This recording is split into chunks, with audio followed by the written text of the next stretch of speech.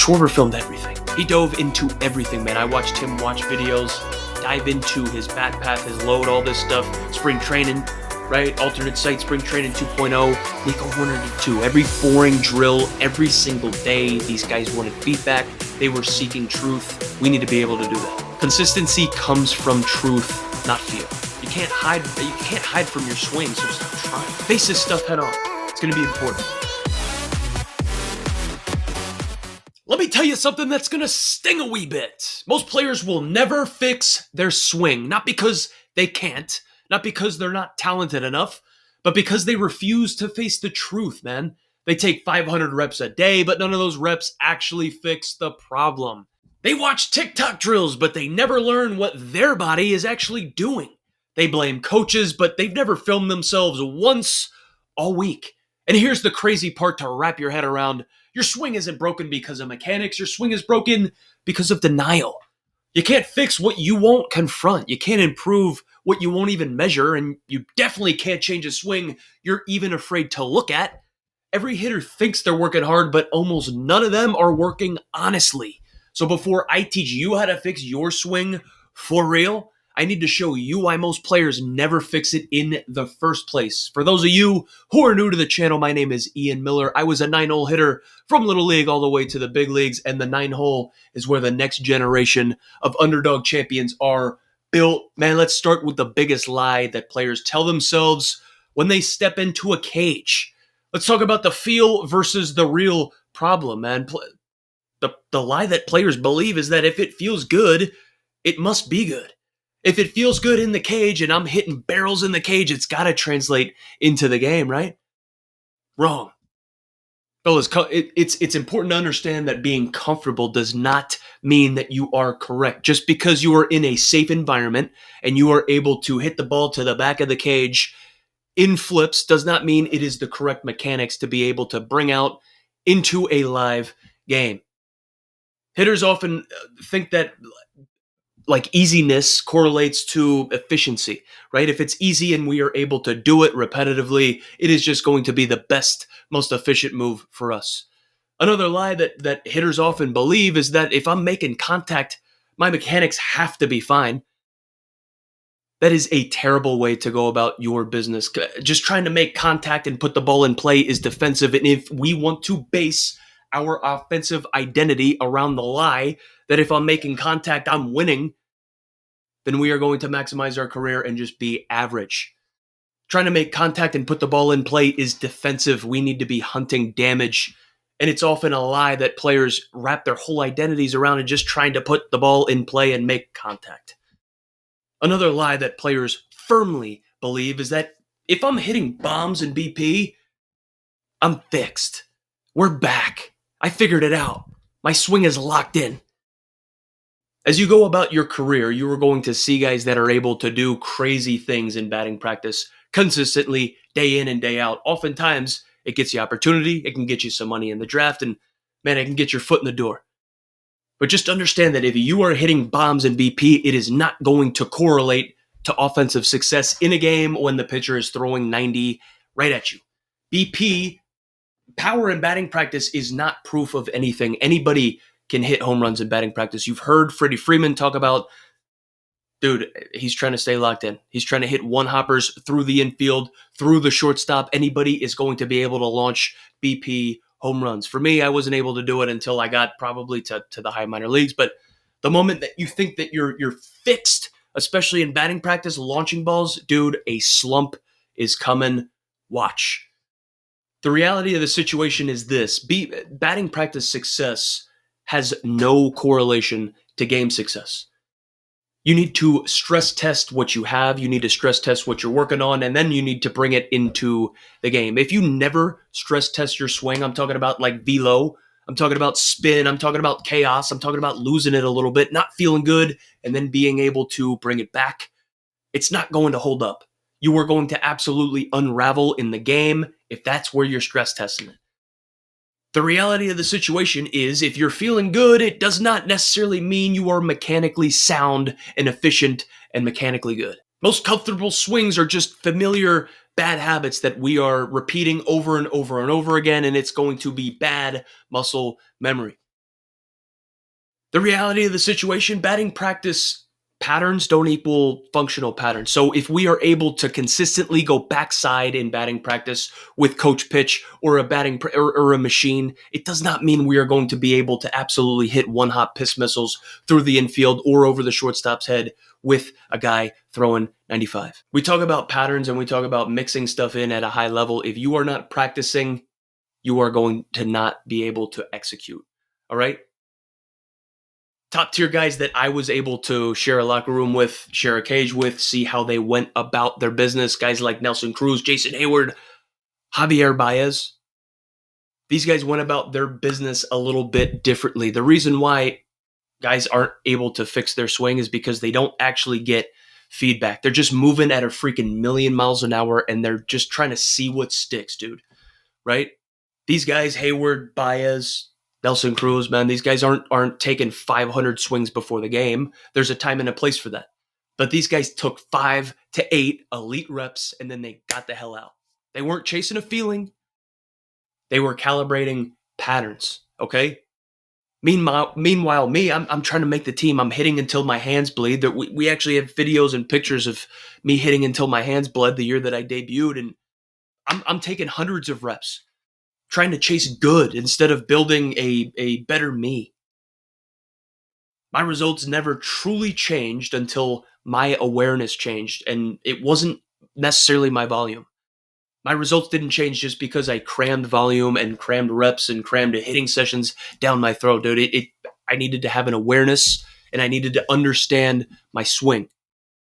If you can't feel the difference in your swing, how in the world are you going to be able to make a difference in your swing? Let's talk about why players never are able to identify the real problem. We know that we've seen players that are insanely talented, and it seems like they keep making the same mistakes over and over and over again. These guys cannot make adjustments. They can't seem to get above this boss to get to the next level. Players oftentimes are not able to wrap their heads around what is actually happening in their swings. Dude, we see it nowadays.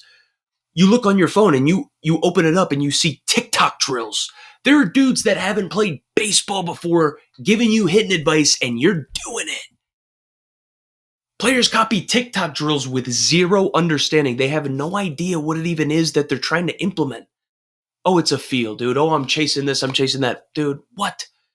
What? No. Players can't diagnose the issue. They can't identify the real problem because they blame everybody else. We're not taking accountability for our careers until oftentimes it's too late. We're blaming our bats. We're blaming the pitchers. We're blaming our coaches. Man, it was the hitting coach's fault. That's the reason why this guy hit 200. Man, what? Anybody but themselves.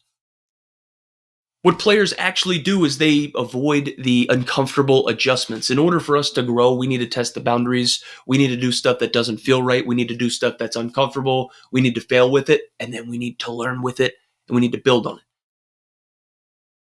What players actually do is they'll ignore the problem, the glaring flaw that keeps showing up because 1, it might be hard. 2, they don't know how to make the adjustment. And 3, they don't want to. There might be something else that they could put a Band-Aid on and they just keep ignoring it. The truth is this, boys, if we don't have feedback, we are not going to be able to maximize. If you don't have feedback, if you're not filming, if you're not checking out breakdowns, if you're not tracking, it equals zero progress. We are in a day and age now where there is insane amounts of technology available at your fingertips. Dude, use it. I did not maximize the technology until I absolutely needed to. Until it was like I was hanging on and I'm like, okay, I have all this video available to me. I'm grateful I have it now, but I did not dive into that stuff while I was playing the way that I should. And the years that I did, I maximized. If you aren't getting feedback, you are not going to maximize. If you don't have a plan, if you don't have structure, if you don't have consistency, if you don't have accountability, smell ya. Smell ya. You can't fix your swing if you don't have anything like that. Structure, consistency, accountability. How in the world are you going to make any adjustments, especially this year?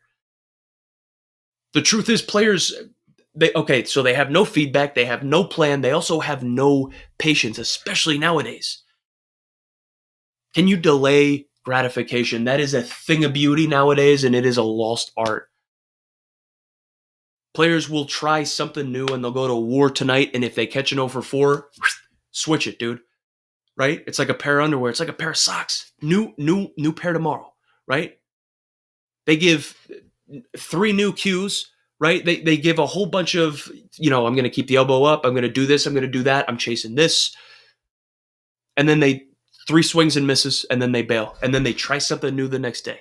Right? You go 0 for 4 one game and think the adjustment just absolutely doesn't work, so you throw it out. The truth is, players are afraid to feel uncomfortable. We are creatures of habit. We want to have it easy. We don't want to struggle. So, of course, we don't want to feel uncomfortable. That is what's keeping us average, especially offensively. That is why you are not maximizing your potential on the offensive side. Oh my goodness gracious. You're afraid to feel uncomfortable, so you're not maximizing what you got. Growth should feel weird. It should feel uncomfortable. It should suck. You should struggle. You need to go from bad to okay to good to absolutely automatic. That's what growth is. When I was knocking on the door in the big leagues, I'm in AAA, right? I saw dudes who got drafted high, who flew through the minor leagues, who should have been there, right? Maybe even some didn't belong there, but I saw guys that were able to do things in batting practice. They absolutely looked like perennial all-stars. They looked like dudes that were going to be in the Hall of Fame one day. They absolutely mashed Machine BP. They were able to take star-studded, they were able to launch stuff 450 feet. I'm not lying. They were able to go backside. They were able to go dead center, and they were able to pull some stuff. No topspin, no foul balls. I'm talking flush piss missiles. It was a thing of beauty. This is in batting practice. I saw those same guys who were insanely hard-headed, who were afraid to attack stuff head-on that they knew were glaring issues, and they were afraid of fully buying into the proof that they know they needed to change something. Comfort ended up killing those guys, and they did not make it to the big leagues. Improvise, adapt, overcome.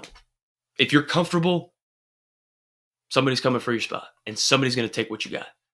Your swing will not change until your standard does. It's important to understand that. We talk about Major League Baseball players, the standard that they have, the framework that they have. We talk about identity. Major League Baseball players, they film, they dive into, they look at all the data, they understand it.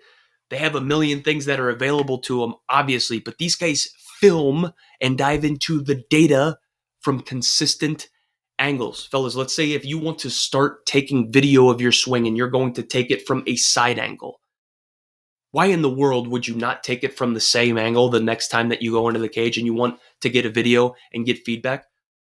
Imagine you are working on trying to get more this way as opposed to spinny, and you're doing a video angle from behind, right? So you can see if you're working from east to west as opposed to north to south, right? You want to see if you get spinny. The best way to do that is to get an angle from behind, right? Why in the world would you switch that camera angle to compare and contrast? Fellas, if we want to get consistent feedback, we need to get consistent video from consistent camera angles. Major League Baseball players are searching truth over feel. We need to get consistent feedback from consistent camera angles. These guys are diving into slow motion review. If you do not have this available to you in your club team, your high school team, your college team, dude, do it in your backyard and film yourself using your phone. Your iPhone can absolutely do slow-mo stuff. You need to have slow motion review. You need to have consistent camera angle work all the time. You need to be able to compare good days, and you need to be able to compare bad days. What does it look like? What is the feedback telling you? What are you working on in the cage for your bad days? What are you working on in the cage for your good days?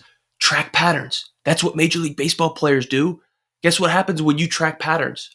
Dude, you build awareness. You build awareness, you have results. Step 1, identify.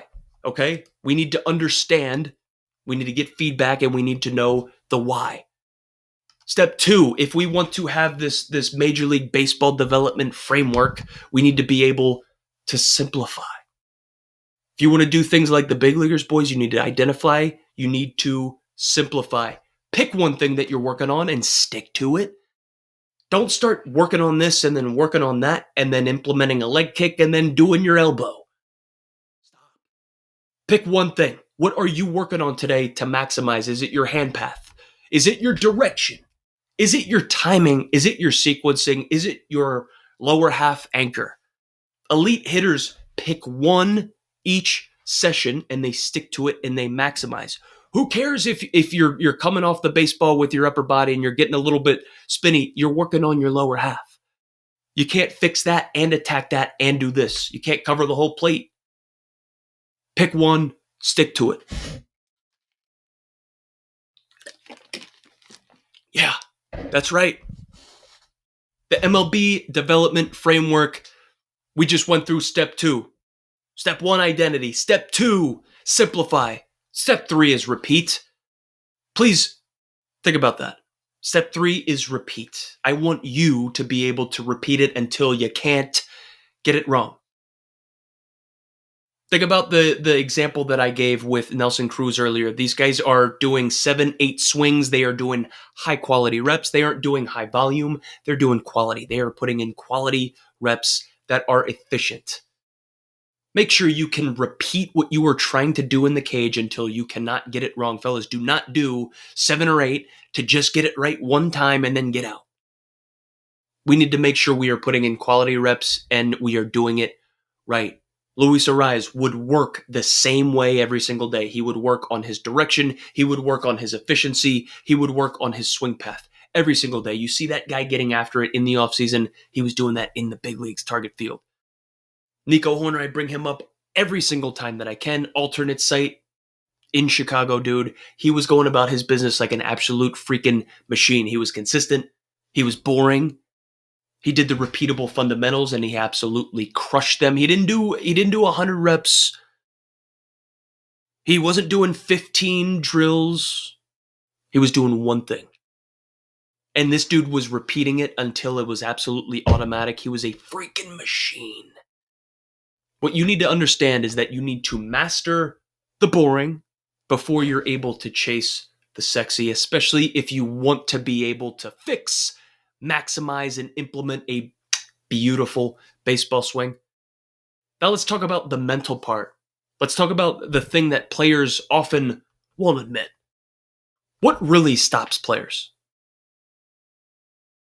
Well, why don't you fix your swing? Why isn't your swing perfect right now?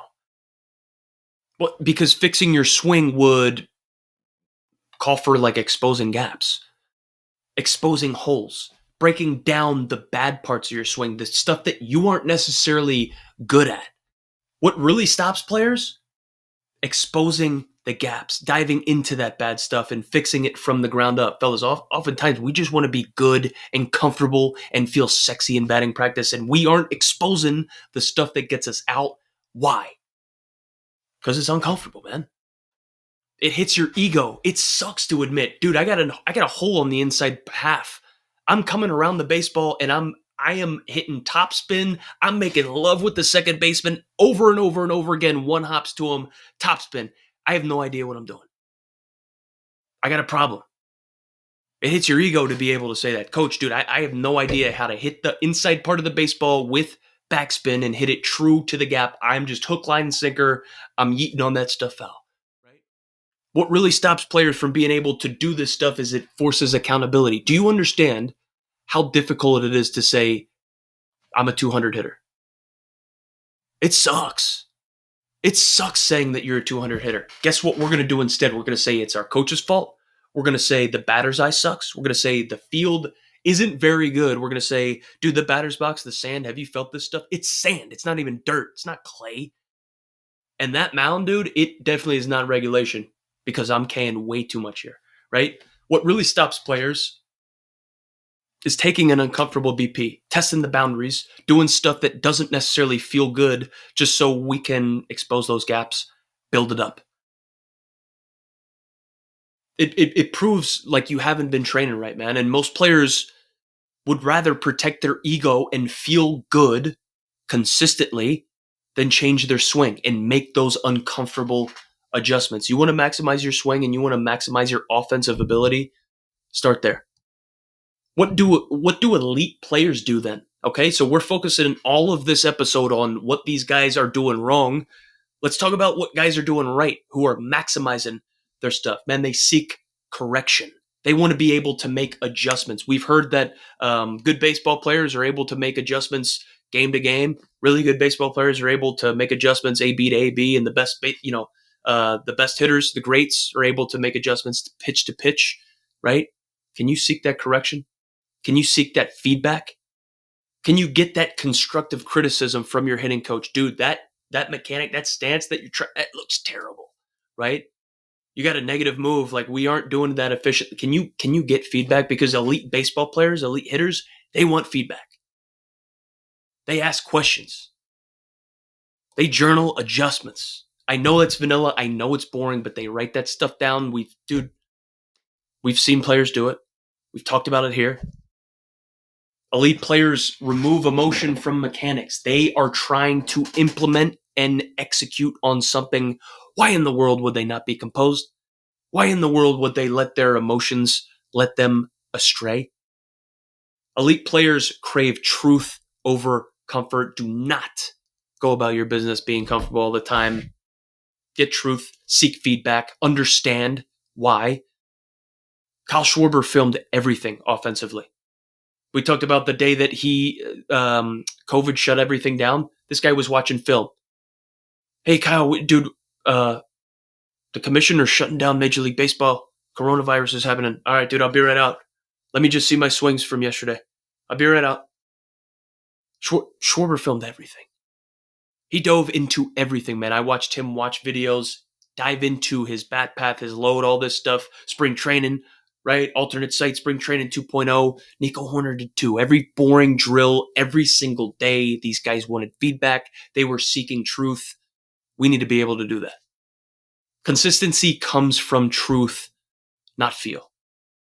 You can't hide from your swing, so stop trying. Face this stuff head on. It's going to be important. You can't hide from your swing, so please stop trying. Attack it head on. Most players never fix their swing because they never fix their approach. They want reps, not refinement. They want comfort, not clarity. They want results without the responsibility.